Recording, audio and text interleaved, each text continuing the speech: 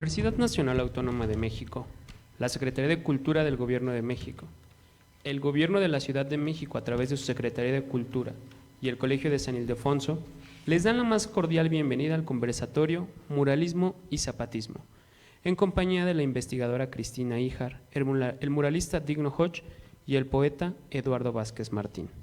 Antes de comenzar, me permitiré leer algunas semblanzas. Cristina Híjar González, maestra en Comunicación y Política por la UAM Xochimilco. Desde 1989 es investigadora titular del Centro Nacional de Investigación, Documentación e Información de Artes Plásticas CENIDIAP-INVAL. Pertenece al grupo de trabajo Arte y Política de Claxo y al colectivo Híjar, dedicado a acciones estético-políticas por la memoria histórica. Digno Hodge, artista tzotzil chiapaneco, diseñador gráfico de profesión, pintor, muralista de graffiti y ha participado en festivales de murales en encuentros a nivel nacional y estatal. También ha colaborado en acciones diversas de tipo artístico a nivel internacional. Es autor del mural Muktaluch, que forma parte de la exposición Muralismo y Resistencia, aquí en la sala en que nos encontramos en el Colegio de San Ildefonso. Eduardo Vázquez Martín, poeta, periodista y ensayista. Es coordinador del Colegio de San Ildefonso y a él le cedemos la palabra para dar inicio a este conversatorio. Bienvenidos y bienvenidas. Hola, muy buenas noches. Qué gusto tenerles aquí en el colegio. Hoy estamos en esta sala pues donde no se han retirado los andamios, porque la idea es cerrarla con un par de obras más que servirían de ejemplo de lo que se está produciendo en términos del diálogo entre el arte que hoy se produce en nuestra sociedad y el arte y el muralismo como experiencia con muchos siglos, se diría, pero sobre todo en relación con este colegio, donde en el año 1922, hace más de un siglo, poquito más de un siglo, da inicio el movimiento muralista mexicano y la Escuela Mexicana de Pintura, y una transformación, una ruptura profunda en la historia del arte mexicano, una refundación de alguna manera del arte mexicano. Y nos ha interesado mucho en este centenario del muralismo y en el diálogo con el edificio con el que habitamos, nuestra tarea de interpretar este muralismo no solo como un hecho histórico ligado a las vanguardias artísticas, como un fenómeno artístico que tiene en parte sus raíces en la Revolución Mexicana, en fin, sino establecer también una reflexión sobre el vínculo de ese fenómeno artístico con el presente. Y esta actividad que hoy nos reúne tiene que ver con eso, uno de los fenómenos sociales, la relación entre muralismo, arte y transformaciones sociales, uno de los fenómenos sociales históricos recientes, relativamente recientes, donde podemos reconocer más un diálogo entre el movimiento social y el uso del mural como un elemento de expresión gráfica de la manera en que se expresa los sentimientos, las emociones, las ideas políticas de un movimiento social, es la relación con el zapatismo. El zapatismo, una de sus formas, de sus manifestaciones, como otros movimientos sociales, pero en este caso es muy claro cómo ha tenido una representación, una expresión plástica, también teatral o performática, también literaria, también poética incluso, y que ese vínculo, esa forma de expresión nos parece a un espacio como este, un espacio universitario que tiene estos ejemplos en los muros de la obra de Orozco, de Diego Rivera, de Charlotte, de Leal, de Siqueiros una experiencia tan potente de la relación entre las ideas sociales, políticas y las representaciones plásticas. Cristina Híjar, como ya se le presentó hace un momento, ha hecho de esta reflexión pues su profesión. Gran parte de su aportación como investigadora es justamente entender ese diálogo entre los movimientos sociales y sus expresiones plásticas. Y más que eso, además participa como activista o activista en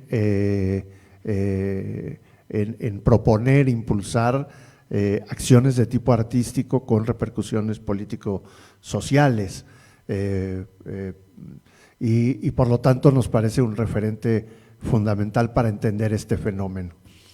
También esta exposición está ligada obviamente a los 30 años del levantamiento zapatista que nosotros hemos en el colegio querido reflexionar sobre ese tema a través de una exposición que se encuentra en este momento abierta, que se llama Los motivos de la selva, que es una exposición que, digamos, dentro de esta misma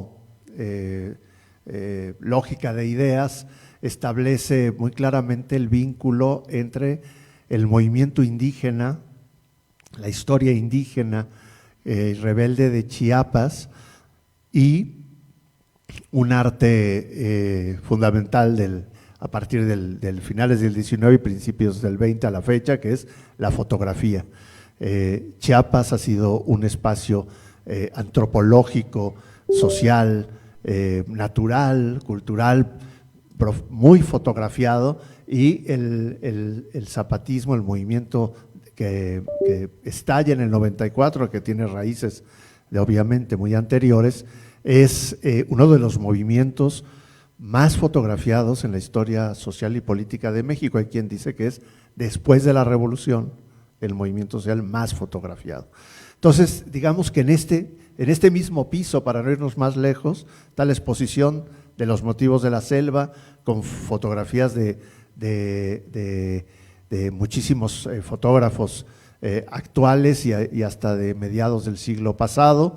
Tenemos en esta sala una muestra de arte y muralismo contemporáneo, entre ellas la de Dig Nojosa, a quien le daré la palabra después, donde aparecieron antes del 1 de enero del 24 ya la presencia de la mirada zapatista a través de su mural que se encuentra en esta sala. Así que con estos espíritus, con estos referentes, con estos puntos cardinales, digamos, iniciamos esta plática y vamos a localizarla, a ponernos en nuestro lugar, a tener un punto de partida mucho más claro a través de la mirada, la reflexión, el pensamiento crítico de Cristina Híjar, a quien le cedo la palabra. Cristina. Gracias, Eduardo. Buenas noches a todos, mucho gusto. Gracias por su presencia. Las imágenes que voy a pasar no las voy a describir, creo que hablan por sí mismas. Solo haré, las fechas corresponden a un proyecto que realizamos desde 2005 a 2008 para hacer un documental que se llama Autonomía Zapatista, Otro Mundo es Posible, que se va a proyectar aquí el 6 de marzo, ojalá puedan venir. Es un largometraje que resultó importante porque daba cuenta de la vida del movimiento zapatista en su esencia, de las comunidades organizadas, de las autoridades autónomas, de los promotores, no del ejército zapatista y su comandancia, que nos parecía absolutamente fundamental, pero que de eso había ya muchos documentales. Entonces, en este documental nuestro únicamente aparecen hablando los zapatistas, no aparece ningún intelectual, ni periodista, ni investigador del Colmex o de la UNAM, nadie, solo ellos hablando de su propia experiencia, de su propia lucha. Eso se proyectará el 6 de marzo. Todas las imágenes que van a ver corresponden a ese periodo.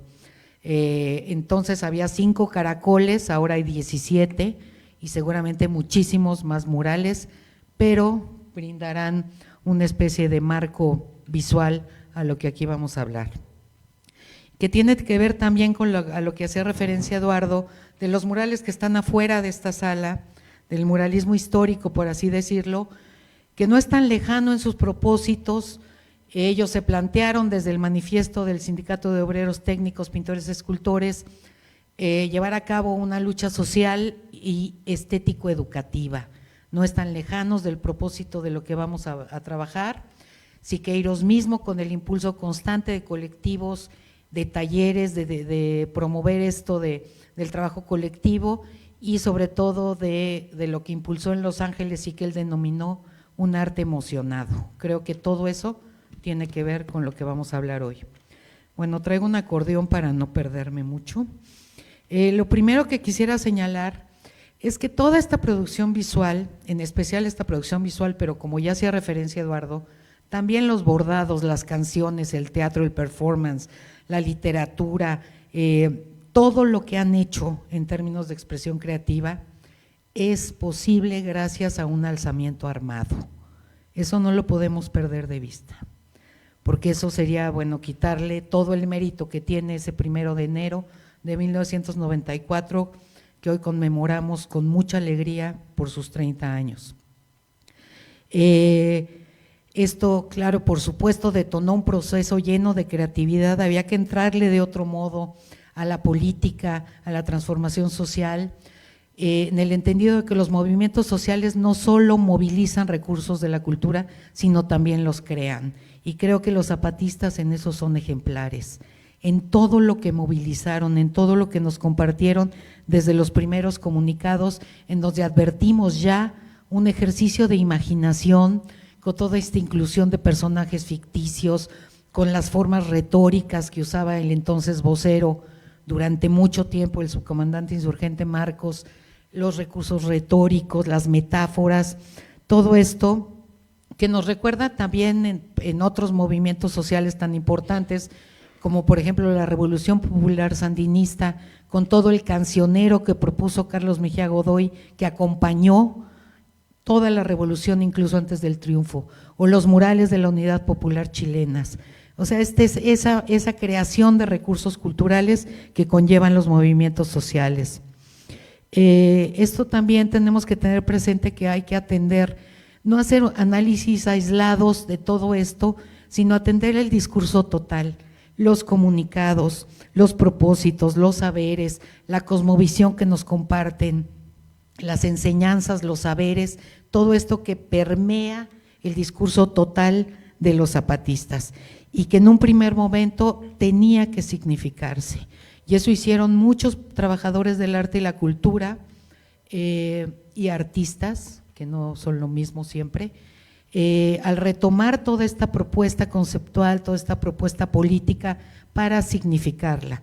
De ahí vieron los primeros, los pegotes zapatistas que salieron en el 95 cuando la Convención Nacional Democrática y que eran repartidos en las marchas, en las muchas marchas que hubo desde enero del 94 en adelante, sobre todo para parar la guerra. Entonces los murales zapatistas nacen de una necesidad política.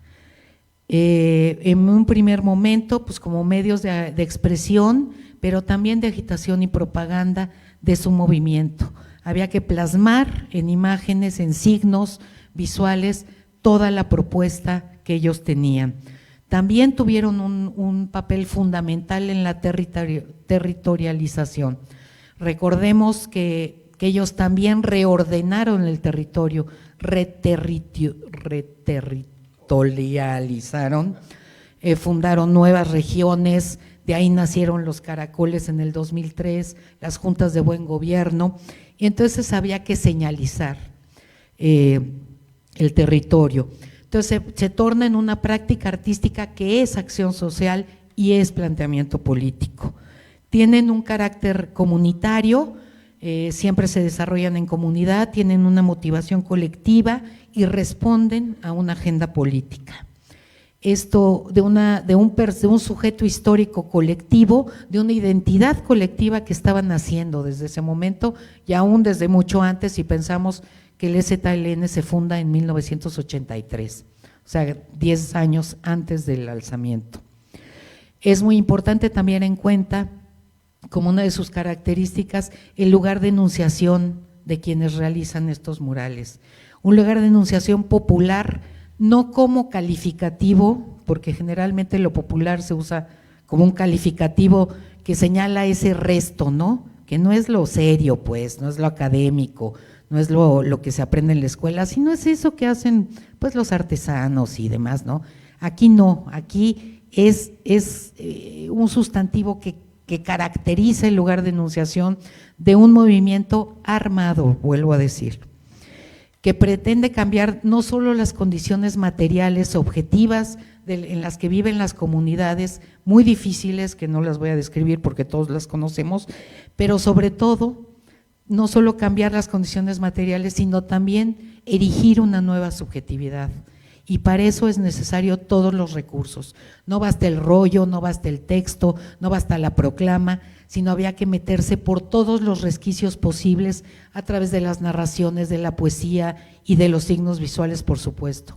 Los murales zapatistas en ese sentido son multipropósito, señalan un territorio, plantean cuestiones de memoria, rescatan sus tradiciones, reivindican a sus héroes y mártires, tienen una función pedagógica, incluyen las 11 demandas que después se volvieron 13 con el derecho a la información y a la cultura. Entonces, bueno, tienen esta cuestión de reivindicación cultural muy importante y también la democratización del derecho a la creación, que es otra característica de su movimiento. Ahí no son solo los artistas, sino todo aquel que quiera participar de esta creación. Por eso ven la cantidad de facturas que hay en los murales, unos que se percibe que son hechos por compañeros como Gustavo Chávez Pavón, que hizo casi todos los murales en los Altos de Chiapas, o por los entrenados por Sergio Checo Valdés y su grupo del colectivo Pintar Obedeciendo, que en el lado de la Garrucha también hicieron de todos estos talleres que habilitaban a todos los compañeros y compañeras zapatistas de las comunidades que quisieran participar de esto. Entonces es una reivindicación del derecho a la creación, de la unión del arte y la vida, como son los propósitos incluso anarquistas, ¿no?, que plantean esta cuestión.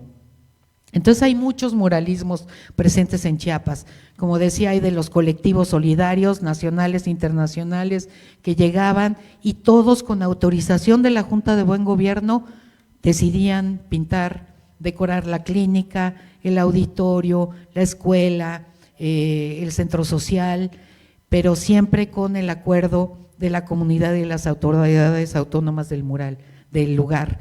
Entonces, bueno, había colectivos que lo hacían ellos, que era un aporte coyuntural, momentáneo, pero también había estos colectivos formados junto con la colaboración con el sistema de educación zapatista, que incluía todas estas materias no como un extra, como ocurre en el sistema educativo tradicional, ¿no?, que todo lo que sea artístico, de expresivo, creativo, pues pasa a un tercer plano, porque lo importante son las matemáticas y el español. Ahí todo eso es importante. Entonces, bueno, tenemos esta dimensión estética en términos de afectar sensaciones, sentimientos, conocimientos, este conocimiento sensible a partir de la afectación sensible al ver todas estas cosas, inmerso en la vida cotidiana. Las temáticas de los murales son muy variadas, como pueden ver, son históricos, son pedagógicos, son de una escena cotidiana, son de un propósito, son de un deseo, por ejemplo, que los promotores de salud tengan todo lo que necesitan. Y yo mencionaría algunas características destacables de toda esta producción mural. La primera sería que transforma el espacio en territorio. No es solo el espacio físico, sino al estar presentes se vuelve un territorio políticamente significativo, ocupado por un sujeto histórico que está operando un cambio de la dimensión de la que ellos están operando. En segundo lugar, que plantean un acto comunicativo perlocucionario. ¿Qué quiere decir esto? Que interpelan de un modo que no puede uno permanecer impasible, sino que siempre invitan a la acción, a la solidaridad, a la empatía, al involucramiento, al compartimento. Tienen, por supuesto, una dimensión colectiva que es discutida desde antes de la realización del mural, si es pertinente, para quién, para qué, cómo, quién lo va a realizar, todo eso es discutido previo a la realización de los murales. Bueno, hay unas cosas que se me cuelan, pero bueno, no importa. Presentan también signos y símbolos socialmente erigidos, es decir, no se pinta cualquier cosa, se pinta lo que la comunidad que va a albergar el mural quiere que se pinte. Aquí queremos que estén las compañeras que hacen, están a cargo de la cosecha de la milpa, pero también del cuidado de los niños, pero también son autoridades autónomas. Es decir, los temas se discuten y eso da lugar a símbolos y signos que no son arbitrarios, sino son comunitariamente construidos. Son realistas, no porque sean figurativos, sino que porque son verosímiles, o sea, son posibles. Todo lo que ellos plantean es posible, incluso con la incorporación de estos personajes de ficción tan importantes que nos han acompañado en el discurso zapatista, como podría ser el escarabajo Durito o el viejo Antonio. Y bueno, esta relación muy fuerte entre la comunidad y el muralista o los muralistas. Un investigador argentino dice que bueno, nuestra aspiración tendría que ser hacer del arte una fuerza actuante en la realidad concreta, y creo que el muralismo zapatista ha cumplido con esta consigna. Los zapatistas fueron de lo empírico a la teoría, a los cuestionamientos y a la reflexión de todo, a la imaginación de lo posible y a la creatividad para hacerlo real. Y lo hicieron y lo están haciendo. Dijo el subcomandante Marcos en algún momento, en alguno de sus comunicados, la metateoría de los zapatistas es nuestra práctica. Entonces, esta praxis la que da lugar a todo este despliegue cultural, artístico, creativo que vemos en lo que espero esté pasando. Esto tiene que ver, bueno, también con la invitación que hacen en 2005 con la última declaración de la Selva Lacandona, la sexta, en otra forma de hacer política. Esa otra forma de hacer política, por supuesto, incluye no solo la dimensión ética tan importante en los zapatistas, en esta coherencia entre el decir, el hacer, el querer, sino también la dimensión estética. Este planteamiento humanista de incluirnos a todos y a todas. Todo lo hecho por los zapatistas pone en duda prácticas y nociones, desde lo político, desde las formas de hacer política, hasta nociones como la de arte público. Tendríamos que aprender y reflexionar y revisar también estas manifestaciones de arte público, como podría ser, si quieren volverlo a pasar, el muralismo zapatista, pero también la ruta de antimonumentos que está aquí cerca, que se puede hacer un recorrido desde el Zócalo hasta la glorieta de los desaparecidos y las placas del Movimiento por la Paz con Justicia y Dignidad en la base de la estela de luz. Eso también es arte público y no nada más la escultura de Sebastián o el caballito, ¿no? Entonces, bueno, ellos nacen de una resistencia eminentemente cultural a construir, y me atrevería a decir que la única alternativa política que tiene este país, la única, abajo y a la izquierda. Construyen, por supuesto, una poética en toda esta discursividad que incluye este lugar de enunciación al que hacíamos referencia, que habría también otra investigadora argentina, habla de máquinas colectivas de expresión o dispositivos colectivos de enunciación, que creo que son definiciones acertadas, que plantean una sensibilidad y otra racionalidad muy otras, con recursos discursivos y constructores de sentido, enunciativos, argumentativos y retóricos de nuevo tipo, que creo que fue todo esto junto lo que nos interpeló a casi todos, porque no a todos, pero a casi todos, pero incluso sus detractores pues tienen que aceptar la contundencia y la congruencia de todo este discurso. Ellos mismos han reflexionado sobre ello. En el encuentro de los zapatistas con los pueblos del mundo en Oventic, en 2007, tuvieron una mesa dedicada a la otra comunicación, la otra cultura y el otro arte. Así se llamaba la mesa. Y en términos, por ejemplo, de la otra comunicación, incluían, ellos lo definen como el intercambio de conocimientos. Entonces incluían todo, las radios comunitarias, las máquinas filmadoras, como decían, las canciones, que sirven para, y cito, para orientar, educar, informar y animar a los pueblos. Lo tienen muy claro, ¿no?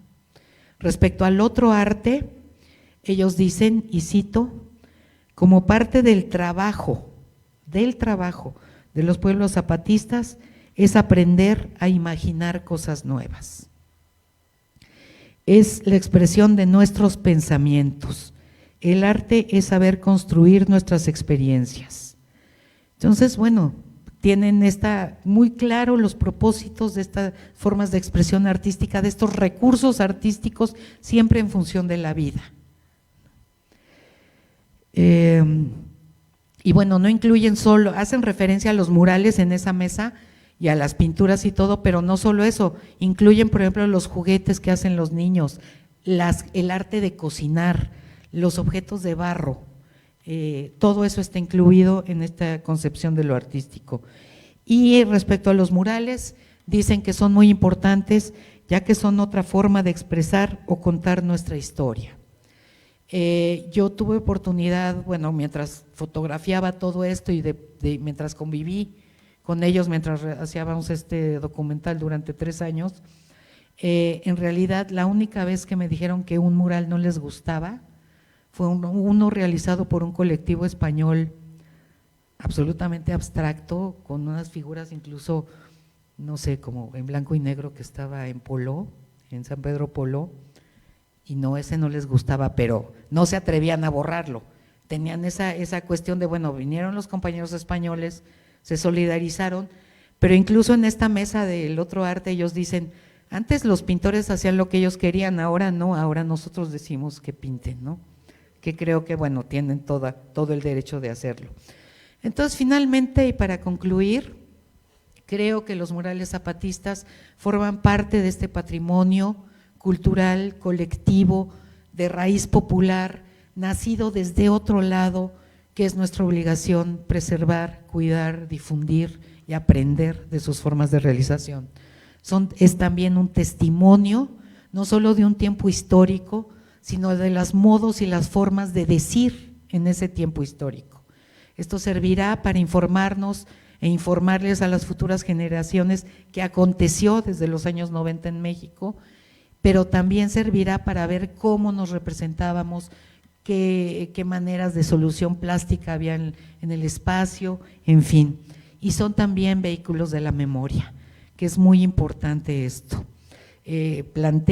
Son testimonios memoriosos, son huellas de la memoria que quedan en esta territorialización de otro mundo posible que se está llevando a cabo.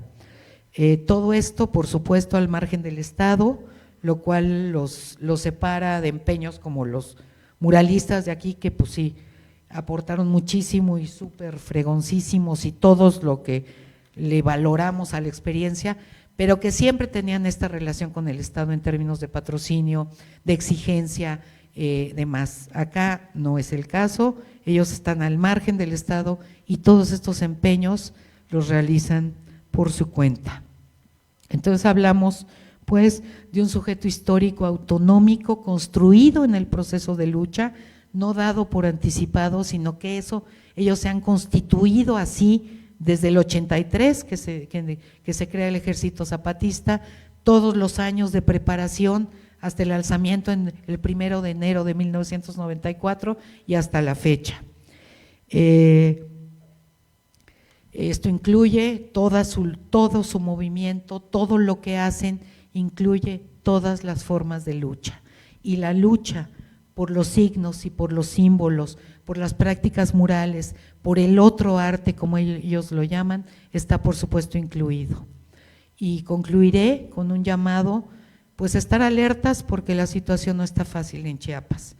siguen enfrentando no solo la indiferencia del Estado mexicano, sino su complicidad en las agresiones a las que son sujetas las comunidades autónomas, que siguen resistiendo, se siguen renovando, como dieron cuenta todos los muchísimos comunicados lanzados en enero de este año, en que desaparecen los caracoles, las juntas de buen gobierno, para erigir a las asambleas desde las más chiquitas de la comunidad más chiquita y de ahí ir creciendo siempre en asamblea, siempre en decisión comunitaria, siempre en consenso para seguir su proyecto autonómico. Entonces, pues no solo enfrentan a este desprecio del Estado mexicano, que no les ha impedido hacer lo que han hecho, sino también ahora pues la presencia destructiva y terrible de los cárteles y del crimen organizado. Entonces estemos atentos sobre este proyecto alternativo de futuro que nos incluye a todos si queremos meternos en él, siempre abajo y a la izquierda.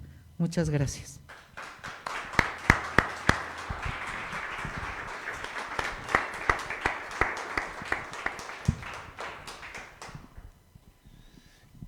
Muchas gracias, Cristina. Creo que hemos visto una revisión de imágenes ilustradas.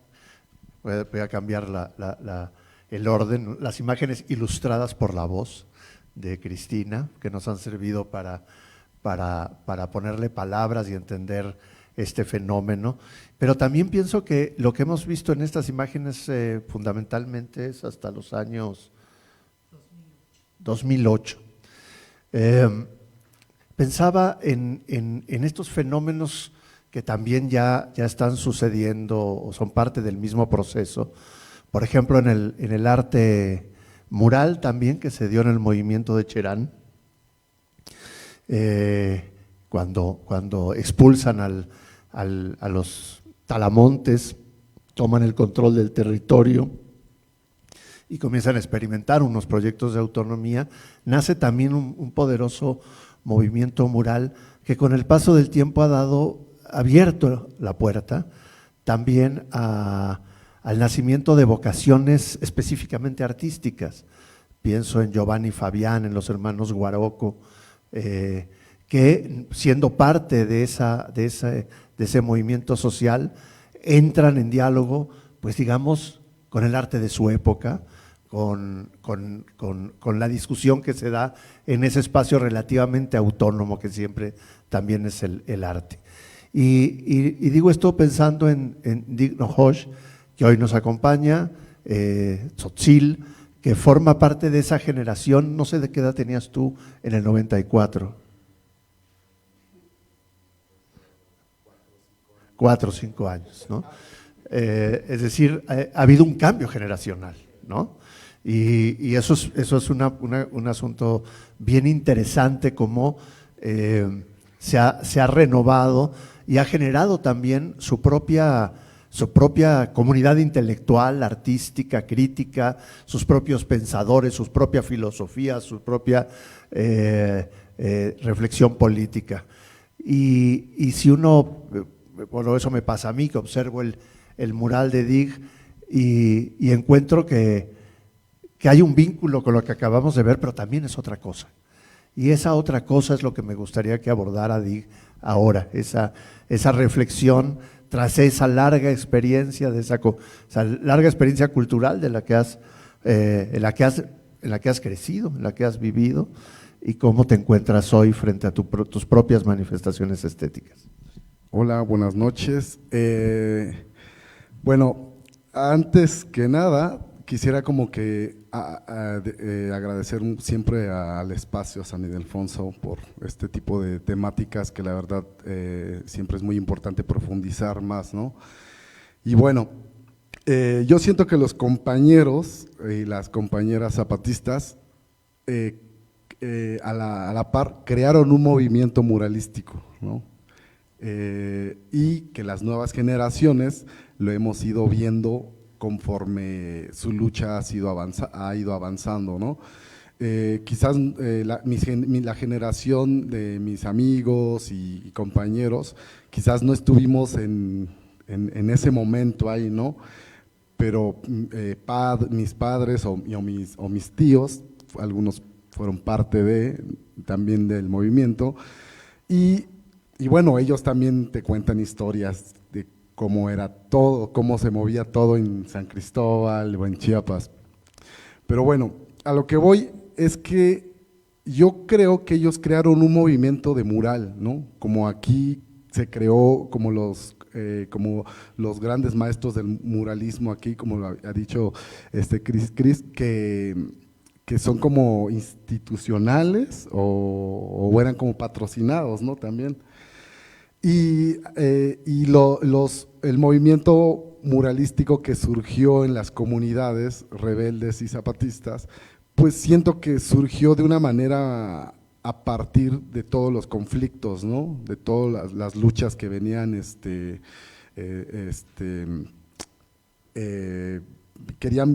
todo lo que querían visibilizar. Y bueno, todos los artistas también que llegaban a las comunidades también empezaban a absorber todo ese conocimiento milenario que tienen las comunidades, todas esas luchas, toda esa compartición tanto de un alimento, todo ese conocimiento de ver una enagua, ver una blusa con iconografía, entonces hasta el mismo lenguaje, sea tzotzil, celtal, chol, tojolabal, ¿no? Todo ese conocimiento siento que los visitantes o los adherentes, digamos, a las luchas, también empezaron a absorber y empezaban a ver qué podían plasmar, porque también ellos llegaban a pintar lo que querían. Muchos artistas llegaban a pintar lo que querían en cualquier momento por el simple hecho de pintar en una comunidad zapatista o en un caracol o en un lugar rebelde, como que este plus que te da llegar a un espacio donde llega mucha gente, ¿no? Pero lo que ellos empezaron a exigir justo fue lo que dijeron hace rato, que empezaron a seleccionar, a decir qué queremos, cómo lo que queremos, de qué temáticas, ¿no? De qué temáticas se tienen que hablar. Y otro factor es que también los artistas no es que tengan a la vuelta de la esquina una tienda de pinturas, ¿no? También lo que llevaban a la mochila era lo que tenían que utilizar para la elaboración de murales. Y bueno, también no es que tuvieran un gran lienzo liso sin nada de complicaciones para pintar un lienzo. También creo que los artistas tenían que enfrentarse a todas las relieves para pintar un mural, ¿no? Ya sea la madera, los relieves con muchos huecos, no sé, son una infinidad de elementos que creo que todos los artistas colectivos y los compañeros que también colaboraron pintando murales saben qué vivieron, qué pasaron a la hora de pintar un mural, ¿no? Y bueno, todos los murales, cuando uno llega a los caracoles, pues notamos que no solo son murales que no tienen nada que decir, en realidad tienen mucho que decir. Cuentan una historia, cuentan una lucha, cuentan una exigencia de justicia, cuentan una rebeldía, cuentan una autonomía, cuentan los ancestros, ¿no? Desde sus abuelos y desde la misma represión que el mismo gobierno le hace a las comunidades o esta explotación que los compañeros tienen, tanto que no son visibilizados ni no tienen como una vida digna, ¿no? Entonces, todos esos murales en lo personal siento que tienen una carga fuerte de mucho conocimiento y que han creado un movimiento muralístico que solo lo ve uno al ir a los caracoles o a las comunidades autónomas, ¿no? Porque fuera de hay este tipo de murales, no existe, ¿no? Cuando uno entra en Caracol, pues ves 2, 3, 4 murales, como hay una especie de recorridos, hay una especie de mucha fuerza, ¿no? Y muchas veces no es que sean los murales más elaborados, ¿no? Lo que a ellos les importa es el significado, qué quieren decir, ¿no? Qué quieren transmitir a la hora de la elaboración. Y también creo que muchas veces es esta de la colectividad, la elaboración colectiva, ¿no? de la organización. En lo personal, yo he aprendido mucho de ellos porque siempre en los encuentros dicen, organícense, ¿no? Organícense. Y no es de tanto llegar y crear un mural en el espacio. Ellos siempre están abiertos a la elaboración de murales, ¿no? Pero lo que yo aprendí con mis compañeros, amigos, yo soy originario de Yapteclum, Chenaló, cerca de Acteal, y he colaborado un poco en realización de murales con las abejas de Acteal. Y bueno, yo me he organizado con compañeros justo en el barrio en donde he crecido. Entonces, la enseñanza que tengo de estos compañeros es hacer murales hacia la comunidad en donde he crecido, en donde estoy viviendo, en donde hay violencia, en donde suceden conflictos, ¿no? Eso es lo que trato de crear para la gente. Y bueno, regresando un poco, digamos, a la temática del mural que tengo acá, yo aquí trato de reflejar un poco las luchas, el conocimiento, todo ese conocimiento milenario que ha muerto, ¿no? Que también siento que los compañeros han estado exigiendo esta cuestión de visibilizar siempre todas las luchas, ¿no? Ya sea las mujeres, por ejemplo en el mural para mí significa mucho la niña con el bastón del mando, porque en las comunidades, no sé si sepan, la mujer no tenía esta voz y voto en los cargos, ¿no? Entonces quiero que las nuevas generaciones y en las comunidades autónomas, las mujeres tienen un conocimiento y tienen un valor y un peso muy fuerte en la participación en las juntas de gobierno, ¿no? Y bueno, yo creo que eso es muy valioso, porque eso es lo que los compañeros también nos enseñan, ¿no? Que hay otra forma de gobierno, otra forma de hacer las cosas, otra forma de aprendizaje, de enseñanza y también de ser iguales, ¿no? Yo creo que ahí es donde entra la frase, un mundo donde quepan muchos mundos, seamos hombres, mujeres o algún otro género, ¿no? Y bueno, eso es un poco de lo que puedo compartirles. Y regresando un poco al mural que pinté aquí, pues hice una mezcla de mucho conocimiento que también mis padres, abuelos o yo mismo he visto, ya sea en las comunidades autónomas o en las comunidades de donde son mis padres, ¿no? Que también siempre veo que la cultura es una lucha, es una resistencia, el mantener tus ideales, el mantener tu cosmovisión, también es una gran lucha que mucha gente está luchando al día por no ser discriminado, por no olvidar sus lenguas, por no olvidar el cómo visten, el cómo tienen esos rasgos, la cosmovisión que sus abuelos y sus ancestros les han pasado, ¿no? Entonces también es una gran lucha el que las jóvenes y las nuevas generaciones están teniendo al día y muchas veces no lo tomamos en cuenta, ¿no? También creo que eso es muy importante, que es una gran lucha la cosmovisión y la cultura de nuestros ancestros, ¿no? Al menos lo digo como descendiente tzotzil, maya, y que también es una gran lucha el preservar una cultura que también con el tiempo se está olvidando poco a poco. y gracias a los murales también es como un sello que recuerda quiénes somos, de dónde venimos, y bueno, queda en la pared, queda el tiempo que tenga que durar el mensaje, ¿no?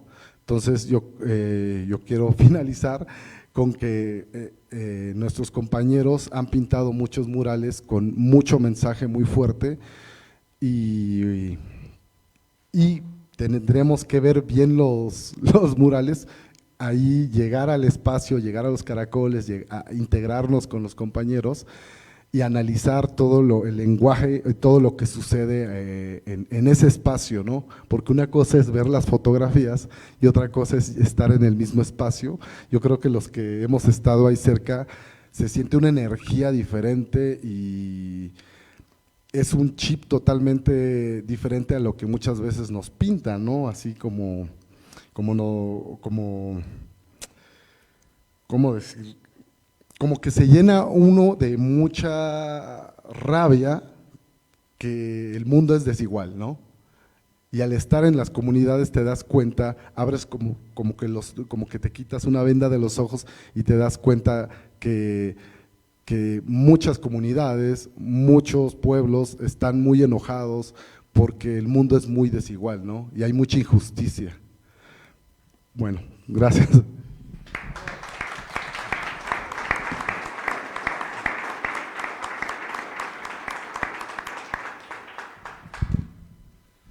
Bueno, seguramente nos hemos quedado con muchas preguntas para Cristina y Dick. Ahora habrá posibilidades de hacérselas y de seguir la conversación.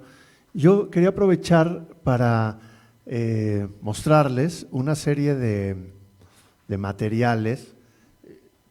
Yo estuve este fin de año en Guadalupe Victoria, en Ocosingo, con motivo del aniversario del levantamiento zapatista, para hacer un documental que presentaremos pronto aquí, que se llama igual que la exposición, Los motivos de la selva. Y revisando el material y teniendo esta conversación en puerta, pensé que podría enriquecerla, enseñándoles algunas de las imágenes que fotografiamos allá. Primero diré que en esta parte pedagógica de la que ya se ha hablado, había mucha insistencia de parte de los zapatistas en su 30 aniversario por contar una historia que, digamos, podría tener 4 capítulos. Capítulo 1, la finca, las condiciones de explotación prácticamente de esclavitud y de una enorme violencia contra las comunidades y los trabajadores del campo de los años, que es la memoria, digamos, de la primera mitad del siglo XX. El otro capítulo que se va a repetir, esto que estamos viendo son las fincas, ¿no? A su izquierda. El siguiente tema que está en los murales, pero estuvo en las obras de teatro, en las canciones, en todo lo que hicieron, es la memoria del trabajo clandestino, la preparación de la organización y el levantamiento armado. Y digamos, primero la organización clandestina, el levantamiento propiamente, y el cuarto capítulo es el presente. Y es muy interesante porque la historia contada desde el zapatismo es la historia de una revolución triunfante, no de una revolución frustrada. Ellos se miran, por ejemplo, esto sería el presente. La finca está hasta atrás y este es el presente. El presente, los tercios son, ellos con ese humor que caracteriza un poco el movimiento, no son los medios de comunicación, sino los llaman tercios, ¿no? Y la casa de salud, y hay algo como de utopía, ¿no? El sol, los niños, es decir, ellos están muy orgullosos de lo que ganaron. Ellos han, en los territorios, que controlan absolutamente, ha habido un cambio radical de vida. Fueron muy enfáticos en algo que a lo mejor parece obvio, pero como una de sus principales conquistas, el que los niños se convirtieron en niños. Es decir, antes de, digamos, si uno ve las imágenes de la finca, los niños eran trabajadores del campo sobreexplotados. Si uno ve la organización, incluso el levantamiento, los niños se transformaron también en milicianos. En el presente los niños no están en las milicias, los niños son niños.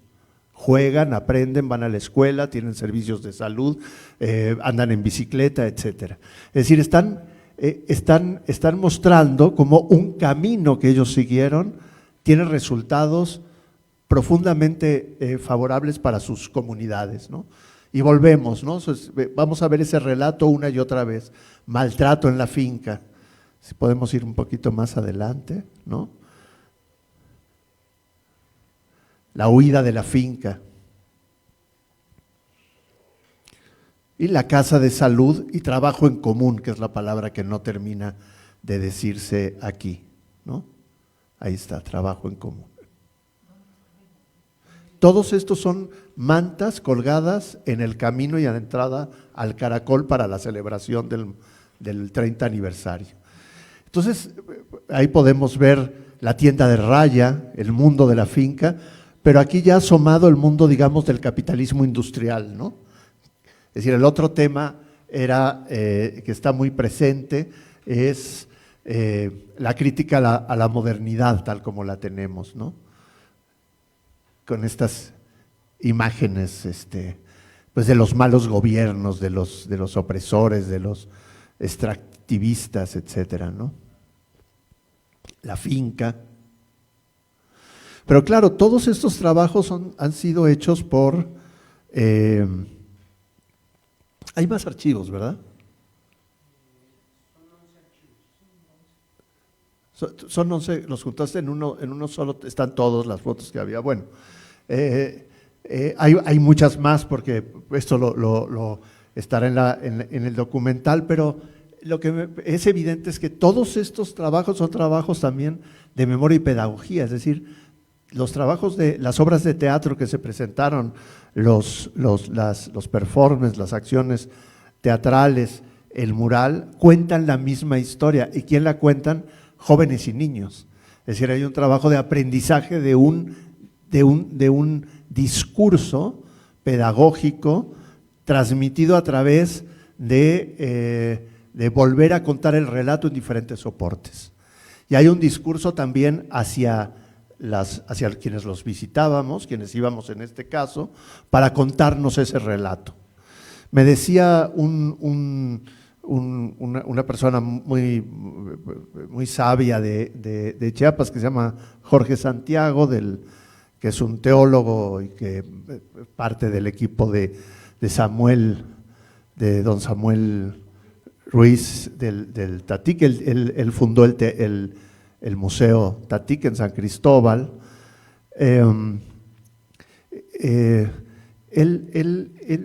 Ay, se me olvidó lo que me dijo él, fíjense, diciéndoles quién era, ahorita me vendrá.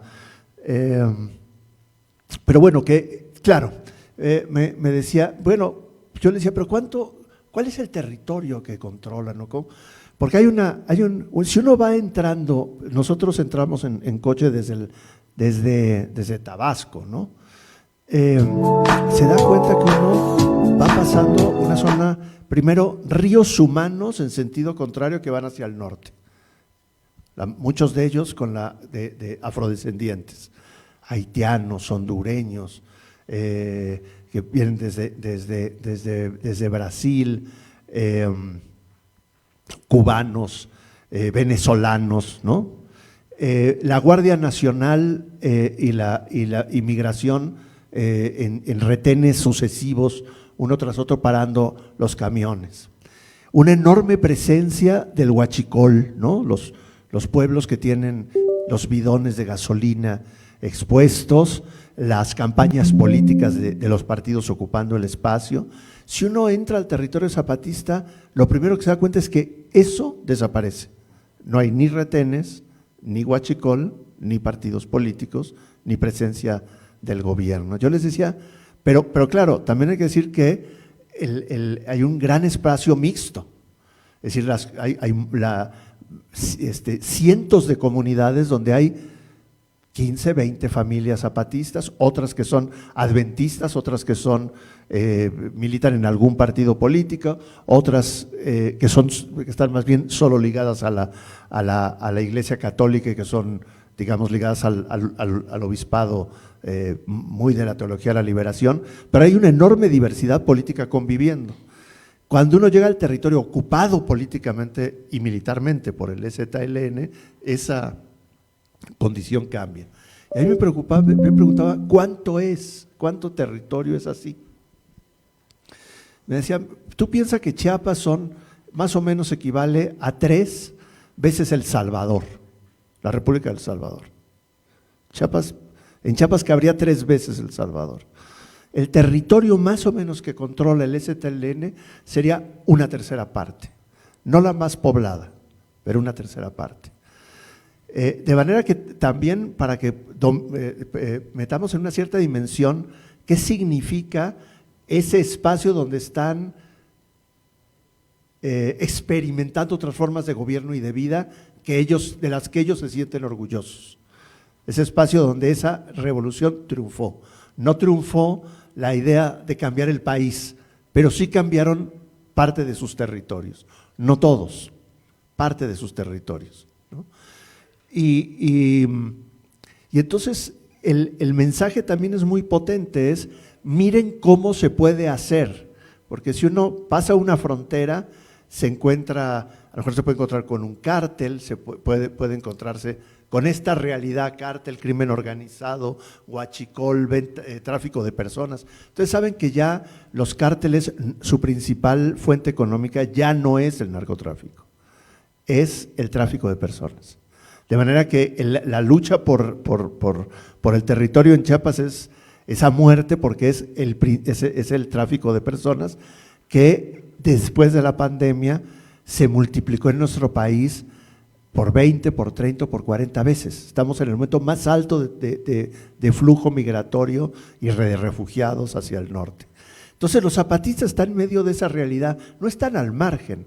Estos, digamos, la idea de nuevos espacios, digamos, orgullo de mostrar la realidad que han logrado construir, pues es una realidad trufada, mezclada con el conflicto que los rodea, pero sí hay algo, y yo creo que ese es el enorme poder, más que el poder de fuego, las milicias y las armas, la gran poder, digamos, de convocatoria y de propaganda, digamos, que pueden hacer los zapatistas, es el cambio que sucedió en sus territorios. Es decir, son territorios donde es prácticamente inexistente el feminicidio, por poner una cosa tan tremenda entre nosotros, ¿no? En el municipio de al lado, o el asesinato doloso, o etcétera, etcétera, ¿no? Tiene que ver con una recomposición de la estructura social muy, muy profunda, de la que ellos hoy se sienten efectivamente muy orgullosos. Y lo otro es que las milicias que sí están ahí, que fueron parte del acto de manera muy importante, digamos, los mayores tienen la edad de Dig, la mayoría son más jóvenes, es decir, no vivieron el 1 de enero del 94. Es decir, hay un movimiento juvenil de gente que ronda los 24 años, que son hoy la base militante y activa de ese movimiento, y que se ha educado con estas premisas: el derecho a la educación, el derecho a la cultura, el derecho a la salud, el derecho a la autonomía, el trabajo en colectivo, y que están experimentando otras cosas. 2 temas se ven en todo su discurso visual: el tema de en común, ¿no? Es decir, una idea de recuperar esta idea del bien común y del trabajo comunitario, y una que es crear espacios que le llaman la tierra de nadie. La tierra de nadie es un espacio que no le pertenece a ninguna persona, que ya no demanda la propiedad de la tierra, la tenencia de la tierra, sino un espacio para que quien necesite trabajarla la trabaje, sea dueño del fruto de su trabajo, pero no de la propiedad de la tierra, de manera que sea una tierra de nadie, dicen ellos, como de nadie es el sol o de nadie es el agua. Y estas dos ideas que pueden tener una gran dimensión poética y utópica y al mismo tiempo son absolutamente razonables, ¿no? ¿Qué hacemos con este enorme territorio que controlamos, que en parte tiene que ver, son fundamentalmente las haciendas que recuperaron en el 94, que no las han parcelado y dividido en forma ejidal y menos de propiedad privada? ¿Y cómo trabajar ese espacio en común? Creo que en especial en estos momentos, con las amenazas que están enfrentando, deben estar súper más preparados. Eso por un lado, entonces no creo que puedan llegar y quedarse, ¿no? Seguramente habrá organizaciones dentro de San Cristóbal y demás que estén, centros de derechos humanos, apoyando los pasos de las caravanas y demás. Y la otra es que los migrantes que vienen, pues tampoco son, o sea, no creo que se quieran quedar en territorio zapatista, o sea, realmente el objetivo es llegar a Estados Unidos, ¿no? Entonces, pues vienen en condiciones terribles, no sé si incluso tengan conocimiento de que existe esa experiencia autonómica en esa parte del territorio. ¿Qué tal? Buenas noches. Mi nombre es Francisco Tomás. En cuanto a lo que hablan de muralismo, hace un par de años, hace un año, se celebró aquí en Bellas Artes los 101 años del muralismo en México, y se tocaron temas sobre la composición de los murales, qué se necesita para que una pintura sea un mural y no nada más una imagen en gran formato, ¿no? Cosa que en las imágenes que yo vi, pues hay mucho de esto, ¿no? Que sí hay un mensaje, sí se quiere dejar una aportación social, pero como tal no hay una estructuración de un mural. El compañero muralista debe de saber esto, tiene una obra increíble aquí y es un honor poder verla. ¿Qué tan abiertos está la comunidad zapatista a recibir muralistas, a recibir este conocimiento más armado de lo que es un mural en cuanto a lo que es la reflexión de la filosofía y el ismo, porque es muralismo, de lo que se quedó arraigado gracias a estos personajes de la historia ahora en México? Más que nada porque mencionó también gente de escuela de Argentina, ¿no? Por desgracia que en México no hay, o todavía no se forma tal cual una universidad, una carrera de muralismo, pero hay maestros vigentes que están dándolo todo porque esa filosofía, ese ismo quede rescatado, ¿no?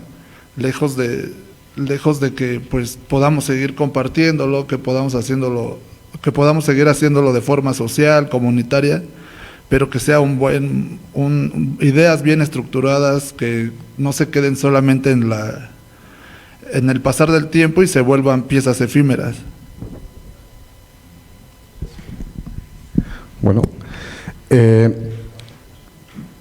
yo creo, bueno, hay una gran diferencia entre calidad y cantidad, dice, ¿no? Entonces muchas veces el mensaje es más importante que hay veces la calidad, ¿no? Si no tiene mensaje, si no tiene como este discurso, siento que no tiene pues contenido, ¿no? No tiene sabor, ¿no? No tiene ese mensaje o esa cosa que quieres transmitir, porque yo siento que habemos muchas personas que podemos decir tenemos talento, tenemos yo soy muy estético, soy muy limpio, hago bien las proporciones,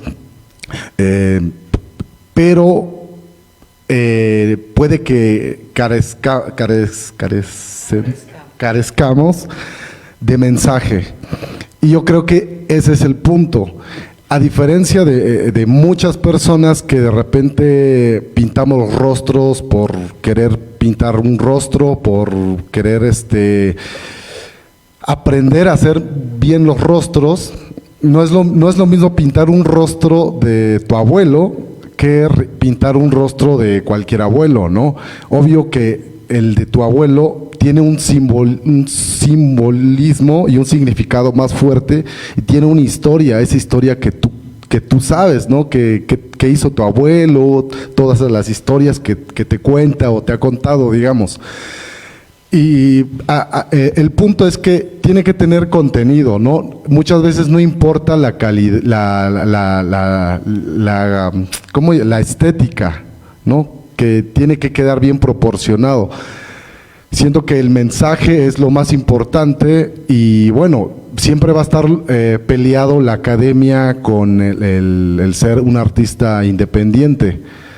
Pero el mensaje es muy importante, y yo creo que con un mensaje la obra dice mucho, ¿no? Y no tiene que ser la mejor pieza, más la estética, ¿no? No sé si respondí tu pregunta, pero yo creo eso, ¿no? Y ahí habría que preguntarse la mejor pieza para quién, la función de la obra mural o de gráfica monumental. O sea, lo que yo decía, no podemos usar las mismas categorías que nos han enseñado alrededor del arte, del artista, de la creación, para atender este tipo de producciones. O sea, esas son categorías heredadas desde el Renacimiento, en que el artista es ¿no? Pues alguien que no está formado en una escuela de arte, pues no es artista, será un artesano, un improvisado, lo que sea. No podemos aplicar esas mismas categorías al análisis de estas producciones culturales de enorme valor expresivo, creativo, social, político, comunitario. Entonces descartaríamos muchísima producción mural y nos remitiríamos a los que estudian muralismo. O sea, yo creo que ojo con cómo reflexionamos y analizamos todas estas cosas, porque es un riesgo constante y es una discusión, bueno, a la orden del día, ¿no? Porque hay quien dice esto. Yo solo te pongo un ejemplo de que mencioné, Sergio Checo Valdés, desarrolló un método, bueno, puntualísimo, que se llama mural comunitario participativo. Son así 80,000 gráficas, flujos de… Todo eso lo aplicó en Chiapas y en muchos otros lugares, incluso aquí en la Ciudad de México. Eran biólogos, sociólogos, comunicadores, trabajadores sociales, no eran ni muralistas, ni artistas, ni nada. Aprendieron el método y ellos se calificaron como habilitadores. Entonces lo que hacían era impulsar ese método que incluía pues la discusión de la pertinencia de la obra, en dónde se va a realizar, quién quiere conformar el equipo mural, esta pintura, el acrílico se usa de esta manera, pero también podemos usar los esténciles y así se hacen las plantillas, qué tema vamos a representar. Toda la comunidad boceteaba, por ejemplo. No, pero yo no sé dibujar, yo nunca he hecho nada, no importa. Como puedas, o sea, era desarrollar esa capacidad de expresión y de creación, el derecho a la creación como un derecho de todos, no nada más de los que estudian en las escuelas de arte. O sea, todos tendríamos que tener la posibilidad de expresarlo y tener el tiempo, socialmente hablando, para poderlo hacer. Evidentemente, seguramente habrá muchos compañeros en las comunidades zapatistas que quieran dedicarse a ello. No sé si el resto de tareas vitales y cotidianas y de sobrevivencia y de trabajo comunitario les permitan desarrollarlas, pero pronto pueden hacerlo en estos empeños que se van dando de manera, pues sí, que son efímeros. Él ya lo decía, están pintados sobre madera, sobre lámina, con la pintura más chafa vinílica que se borra con la primera lluvia quizá, pero no importa. O sea, estas cuestiones de debe permanecer y ser eterno y universal y ser realizado por un artista, ser una obra individual, ser una creación única, no nos sirve para analizar estas producciones. Ahí, como para complementar, muchas veces puedes hacer un gran mural y la comunidad en el ámbito de creación colectiva no le puede gustar, ¿no? Así por más chingón que sea, pues no les puede gustar, ¿no? Pero cuando haces un trabajo colectivo, no tiene que ser el mejor, pero los niños participaron, los señores, toda la comunidad participó, cuidan ese mural, ¿no? Cuidan todo ese contenido porque desde su más corazón, sin ser artistas, muralistas o las grandes creadoras o creadores, pues ellos protegen eso que colaboraron, porque es algo comunitario que lo hicieron desde su sentir, desde su pensar, desde su lucha. Y eso cobra una mayor fuerza colectiva y un mural, ¿no? Con mucha fuerza, con mucho simbolismo y muchas manos, ¿no? Y pasa a ser de una simple pieza a una pieza protegida por la comunidad. Nada más quería agregar eso. A mí me encanta el tema es un tema que además tiene mucho que ver con la historia del muralismo. Y pongo un ejemplo de una reflexión de Jean Charlotte.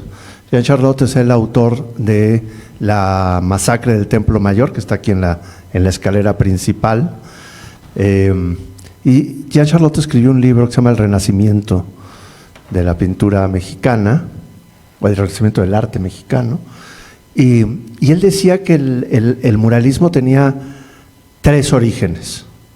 El primero es el arte prehispánico, que era un arte digamos, del arte mural y del arte escultórico prehispánico, que era un arte, digamos, era un arte colectivo, era un arte teocrático, era una forma de expresar una cosmogonía teológica que venía de la estructura político-militar de los pueblos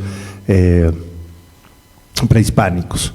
El otro es el arte virreinal, es decir, cómo la conquista espiritual o la evangelización no se puede entender sin la multiplicación, reproducción de la historia de Cristo, la historia de los santos en los conventos y las iglesias.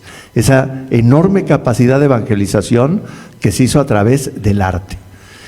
Y decía Jean Charlotte, y la tercera, yo digo que tiene una cuarta, ahorita les digo cuál es, pero él decía que la tercera era la pintura popular mexicana de mercados y pulquerías.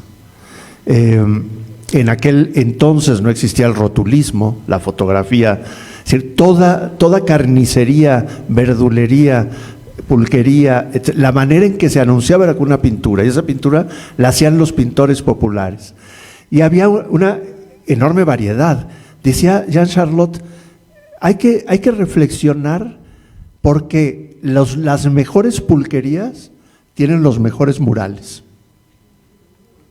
Él planteaba ahí un tema de reflexión de cómo los grandes artistas populares eran los que también, digamos, los dueños de las pulquerías, más cuidando su pulquería, la calidad de su pulque también llamaba a los más esforzados, ¿no? Y decía además Jean Charlotte, ¿qué talento hay que tener, por ejemplo, para pintar un mural cuyo título, que lo pone el dueño de la cantina, son Los sueños del porvenir? ¿Cómo la hija de María Santísima? ¿Cómo se pinta eso, no? Bueno, porque decía además Jean Charlotte que había una discusión de cómo se estaba rescatando el arte mexicano, y decía nosotros, es decir, cuando hablaba de nosotros, hablaba de Diego, de Orozco, de Siqueiros, pensamos que el arte mexicano goza de muy buena salud, hay que ir a un mercado para ver la enorme calidad. Y eso me lleva a donde quiero llegar, que es a que también esta división entre el arte popular o el arte culto y el arte popular, el arte superior y el arte inferior, es una categoría muy discutible, ¿no? Es decir, si uno observa los artistas, este arte que hoy consideramos ya canónico de los muralistas, era muy atacado en su época, le llamaban monotes, porque se parecía a ese arte popular, porque se parecía al arte de de pulquería. Si uno ve los murales de Siqueiros acá, especialmente los de Siqueiros, ahí se va a dar cuenta que estaba absolutamente tratando de recrear ese arte popular. Entonces, esas divisiones, no existen fronteras fijas, en realidad son profundamente permeables. ¿Qué es Francisco Toledo, un artista popular o un artista o un gran creador de las bellas artes? Es las dos cosas al mismo tiempo. Entonces nos damos cuenta que este discurso nos sirve, a veces siempre es una buena manera es un buen pretexto para marginar y para a veces racializar el clasismo, es decir, esto vale y esto no vale. En realidad está trenzado. Si uno piensa en la poesía, no sé, de García Lorca, ¿de dónde viene? De los gitanos y del arte barroco. ¿De dónde viene nuestra música de Chávez, de revueltas? Pues tiene que ver con la música popular y con la música de estudio, y la transforma, con la música clásica, y la transforma en otra música. En realidad son mundos interconectados, y entre más conectados estén, entre más diálogo hay entre ambos mundos, y no solo de abajo para arriba, usando esta metáfora clasista, sino, digamos, en ambos sentidos, que la carretera sea de doble sentido y quizás más horizontal, el arte tiene mayor frescura y tiene mayor impacto social, y tiene también mayor éxito incluso en el mundo del arte. Por eso no es raro que estos artistas que vienen del movimiento muralista, por ejemplo, de Cherán, hablaba yo de los hermanos Guaroco, de artista que ahorita olvidé, Odig, que viene de Chenaló, etcétera, o los artistas oaxaqueños que vienen de sus pueblos mixtecos, zapotecos, mijes, etcétera, participen en un museo. No es nada extraño, ¿no? En realidad eso siempre ha sucedido. Siempre ha habido un diálogo entre lo que sucede en estos espacios canónicos institucionalizados como los museos y lo que sucede en los mercados y en las pulquerías, para usar las ideas de Charlotte. Por eso que hemos querido hacer este ejercicio de un espacio como este. Tenemos a dos artistas mujeres que forman parte del arte en la calle feminista. Tenemos un artista afrodescendiente como Baltasar Castellano Melo, que es afrodescendiente de Coajinicuilapa, y Adig, que viene de Chenaló. Bueno, ¿qué tan lejos estamos de ahí? ¿Qué tan cerca están sus expresiones? ¿Qué tanto dialogan con la historia del arte que está en los muros de este edificio? Yo creo que mucho. Y creo que si nos quitamos esas fronteras mentales, vamos a darnos cuenta que a lo mejor hay otras formas de entender la historia del arte y de entender nuestra relación con el arte. No, y que incluso Siqueiros, que era como el más avanzado y el más teórico, anticipó, ahorita no me acuerdo en qué texto, que el muralismo iba a tener que tomar nuevas formas mucho más dinámicas, murales transportables, en movimiento, sobre otros soportes, con nuevas técnicas. Creo que el mural que tú muestras, de las mantas, pues puede calificar, seguramente no había dónde pintarlo sobre muro, lo hicieron en mantas, un mural narrativo. Lo que haces en tu mural, al incorporar el aerosol fluorescente, pues a incorporar las técnicas de ahorita. Entonces también Siqueiros estaría muy contento con todo esto.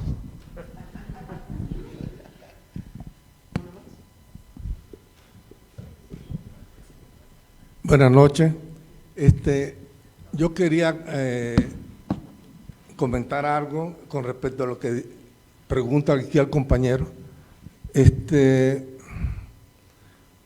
porque yo no he ido a Chiapas ni a ver los murales, ¿no? Pero si uno observa las imágenes,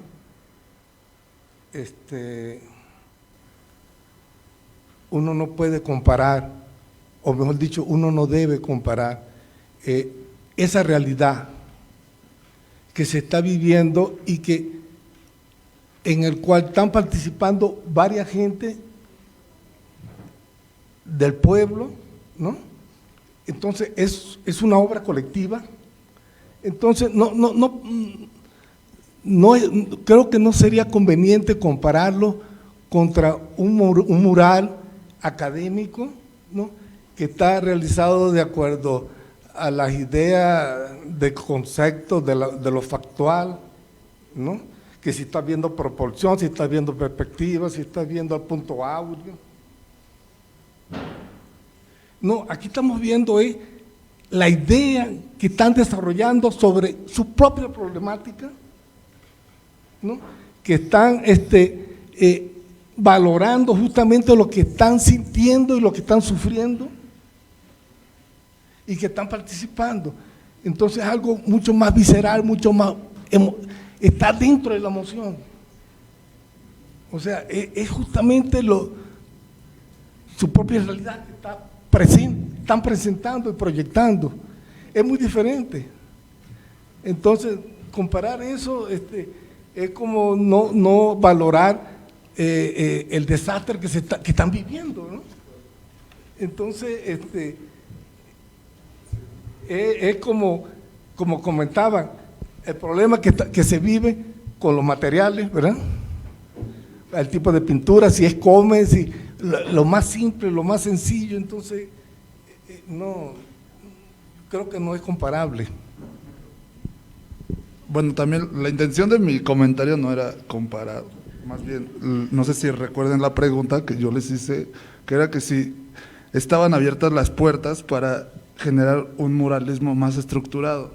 A lo que voy es, y conociendo las problemáticas geográficos que tienen para la introducción de materiales, y obviamente pensando en murales más,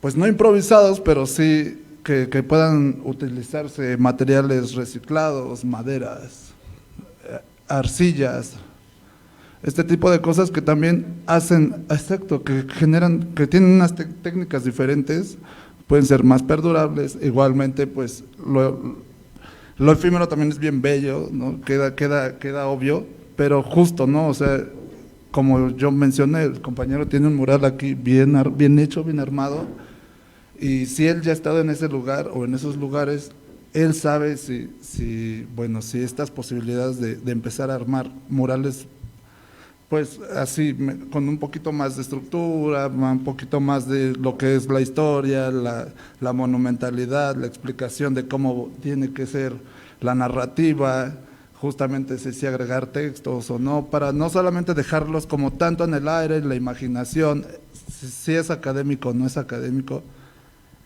pero sí se puede. O sea, la pregunta era, si aceptan. Sí, yo conozco, bueno, por ahí hay una frase que dicen que la anarquía tiene que estar bien ligada del conocimiento, ¿no? Entonces, sí existe esta posibilidad de abrir estas posibilidades. Bueno, sí se puede, sí, o están cerrados al hecho de decir no.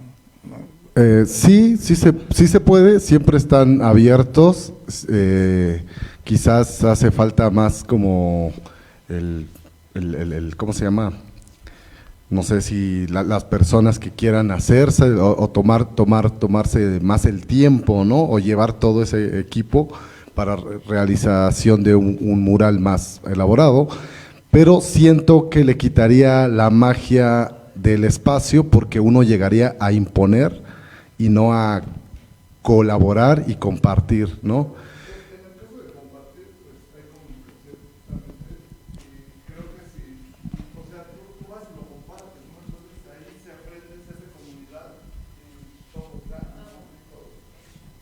Sí, el punto, sí se puede, pero hasta a mi parecer no puedo, por así decir yo, no puedo llegar, trazar y que me ayuden a rellenar, ¿no?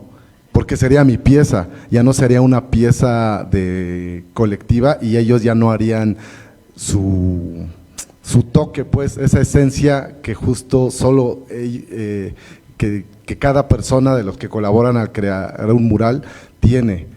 Sí, pero que se puede llegar como yo, persona individual, a crear mi propia pieza egocéntrica y bien proporcionada y todo, se puede, pero el punto aquí es hacer una pieza colectiva en donde no importa las proporciones, lo que importa es como la expresión colectiva. Hay muchos murales de Gustavo Chávez en Oventic que cumplen con todas esas características que tú mencionas. La Clínica La Guadalupana, que creo que aparece con unos zapatistas que son árbol y una virgen, muchos de los hechos por Gustavo Chávez son absolutamente, en ese sentido, formales, ¿no?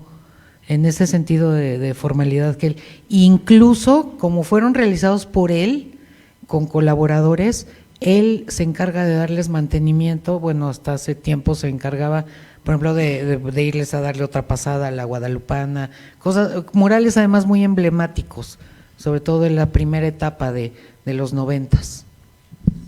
Creo que hay una pregunta más.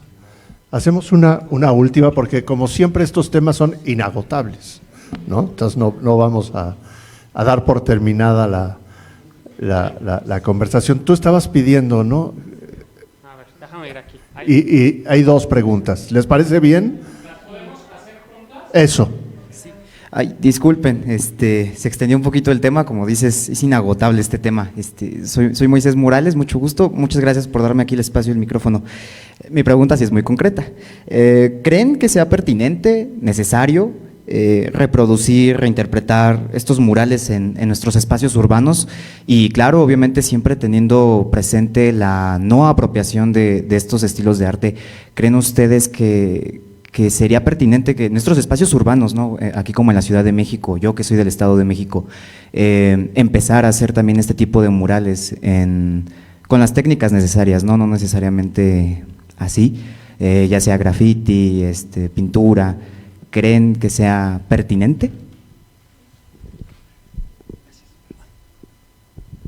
Buenas noches, Eric Luz. Muchas gracias primero por la conferencia. Mi pregunta es, ¿cómo ustedes calificarían o cuál es la principal evolución de los murales que ustedes han visto en función del tiempo? Pongamos, por ejemplo, si viéramos un mural emblemático de los que se realizaron a mediados de los 90s a uno que se hace actualmente, ¿cuáles serían los principales cambios o cuál ha sido la evolución en todo este tiempo de los murales? Gracias. Yo contesto la primera. Sí, claro que se puede. De hecho, hay muchísimos empeños urbanos de murales. Yo distinguiría dos. Uno, casi todos pasan por la organización, ¿no? Puede ser, por ejemplo, en Santo Domingo Pedregales, la Asamblea de Pueblos y Colonias de Santo Domingo Pedregales realizó, por ejemplo, un chorro de murales en todas las colonias de los Pedregales, de artistas individuales, de gente que fue a colaborar, de la misma comunidad, lo hicieron en puertas, en la iglesia. Todo esto a partir de esta organización como asamblea, ¿no? También una especie de territorialización. Pero también puede hacerse otros empeños que son como digamos, menos territoriales. Por ejemplo, los de Bardas para no olvidar, que ya no existe, pero se erigió como colectivo y su objetivo fue pintar bardas, no solo aquí en la Ciudad de México, sino en Puebla y en el Estado de México, alrededor del terrible asesinato de los 5 de la Narvarte, de Rubén Espinosa y Nadia Vera y las compañeras. O sea, hay muchos esfuerzos, los de hasta encontrarles, este colectivo que se reúne con colectivos de familiares de desaparecidos y pintan en los lugares de donde fueron expoliados, a Viviana, a Mariela, a Diana. Entonces, sí se puede, por supuesto que se puede dar, pero tienen que pasar por la organización. Y en cuanto a la segunda pregunta, yo regresé a Chiapas, obviamente después, en 2 ocasiones. El territorio no ha crecido, entonces, bueno, el espacio de los caracoles, aunque ya no sean caracoles, y las edificaciones que se lograron hacer, probablemente haya más. Pero, por ejemplo, hay algunos murales que han desaparecido, porque porque ya se borraron, pues. Otros los han sustituido, eso sí pude ver. Por ejemplo, ese de A la libertad por el fútbol, que estaba atribuido a Bansky, ese desapareció, por ejemplo, ¿no? Se desapareció porque creo que lo taparon, sí.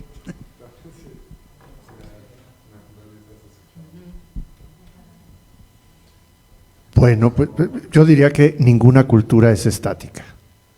Ningún fenómeno cultural se detiene en el tiempo. Estos últimos que estábamos viendo están hechos por niños, jóvenes, que a lo mejor no habían nacido cuando se hicieron los primeros de los que mostraba Cristina. De manera que lo que es muy interesante es ver cómo…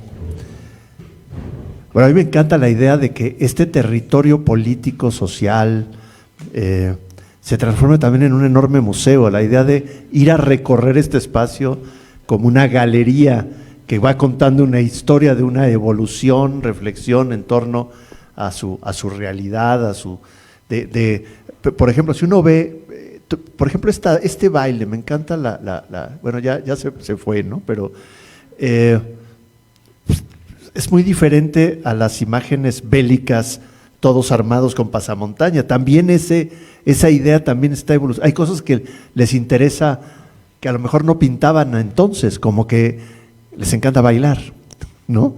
Y que cómo terminó el 30 aniversario del levantamiento con un baile masivo de una cumbia y ska. Bueno, a lo mejor para un izquierdista de los años 70 extrañaría el charango y las quenas y el puño en alto, y terminó bailando cumbia, bailando a Los Ángeles Azules y a Panteón Rococó. Bueno, evidentemente hay una transformación y hay una capacidad también de reinterpretar, y todos nos apropiamos de la cultura, ¿no? Es decir, ellos desde Chiapas se apropian de un fenómeno cultural de Iztapalapa y de los barrios urbanos de la Ciudad de México. Y desde aquí también nos hemos apropiado de la estética y ciertas manifestaciones culturales de Chiapas, de manera que eso es lo normal y eso es lo sano. Una cultura sana es una cultura permeable, abierta a la transformación, dispuesta a volverse a dejar sorprender. El derecho a la cultura como demanda zapatista vigente. No, que el derecho a la cultura es una demanda zapatista vigente dentro de las 13 demandas. Bueno, ¿les parece bien si pasamos a la oscuridad y a ver la obra de Digen?